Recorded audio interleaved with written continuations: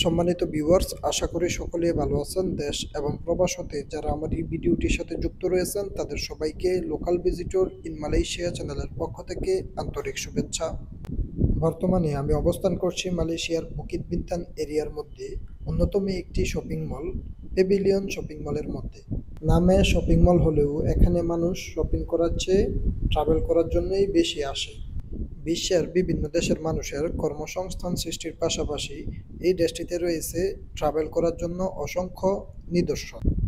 2023 সালের এক জরিপে দেখা গিয়েছে যে বিশ্বের বিভিন্ন দেশ থেকে প্রতি বছর প্রায় 2 কোটি লোক ভ্রমণ করার জন্য মালয়েশিয়াতে আগমন করে থাকে। এজন্য দেশটি প্রতি বছর অধিক পরিমাণ বৈদেশিক মুদ্রা অর্জন করে থাকে। মুসলিম দেশ হয়েও এদেশে রয়েছে বিনোদনের অনেক পথ খোলা। মালয়েশিয়ার প্রতিটি 5 স্টার হোটেলের মধ্যে আপনি পাবেন বার, এমনকি নাইট ক্লাব। এসব সাইটগুলো মূলত ফরেনারদের সার্ভিস দেওয়ার জন্য চালু রাখা হয়েছে।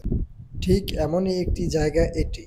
এই জায়গাটিতে মালয়েশিয়াতে নৈতিক অনৈতিক সকল প্রকার কাজ হয়ে থাকে।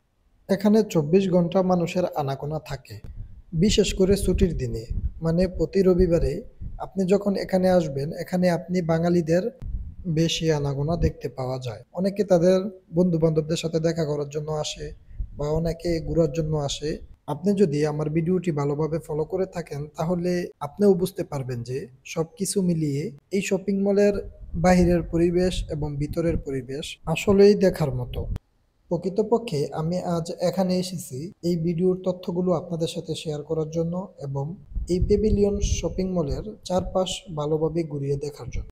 বাংলাদেশ থেকে ভ্রমণ করার জন্য যারা মালয়েশিয়াতে আসবেন তারা একবার হলেও এই জায়গাটি দেখে যাবেন। আশা করি আপনাদের ভালো লাগবে।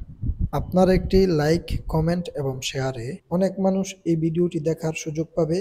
আমিও নতুন নতুন ভিডিও তৈরি করার আগ্রহ পাবো। তাই আপনি যদি ফ্রি হন তাহলে অবশ্যই চ্যানেলটিতে একটি সাবস্ক্রাইব করুন, ভিডিওতে লাইক, কমেন্ট এবং শেয়ার করে আমাকে সাহায্য করুন। ধন্যবাদ।